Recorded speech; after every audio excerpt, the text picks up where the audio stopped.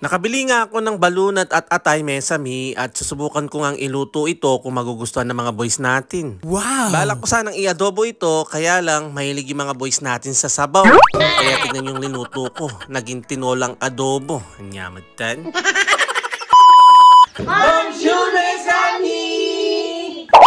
For today's video, mesami, isusubukan nating ipatikim yung balunan at mga atay sa mga boys natin. Bali may kasamang mga puso yan, hindi ko alam saan napunta yung mga puso. Baka nasa inyo. Bali nakabili nga ako ng atay at balunan at kasama din yung puso ng manok, pero hindi ko mahanap talaga yung puso. Hindi ko alam saan nailagay ni Mona More. Kaya wala tayong no choice kundi balunan lang at atay. At bago nga natin niluto yan, kailangan maugasan ng mabuti para naman mawala yung lansa at ilamas-lamas ko pa yan sa asin. Bali ang lilamas-lamas ko lang dyan is yung balunan at yung atay, wag nyong lamasin po, tarugo malaso lang. Hugasan lang natin ng paulit-ulit hanggang luminaw yung tubig. Nyamatan. At sunod ko na nga ginayat yung sibuyas at luya at dahil nga wala kaming stock na bawang, gagamit na lang tayo ng powder.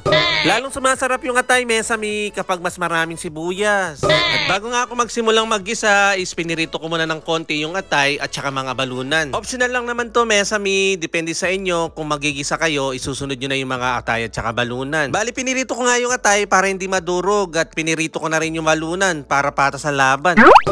At after ko nga magprito, heto na nga at magigisa na nga tayo at inuna ko na nga itong luya. Nang maluto ng konti yung luya, sinunod ko na yung sibuyas at after nga ng sibuyas, sunod na rin ako naglagay ng powder na garlic. At halu-haluin lang natin hanggang masutay yung luya at sibuyas. At after nga natin magisa, heto na nga at ilalagay na natin yung balunan at atay. At heto na nga yung susunod na part, yung tansya-tansya. Nyamatan.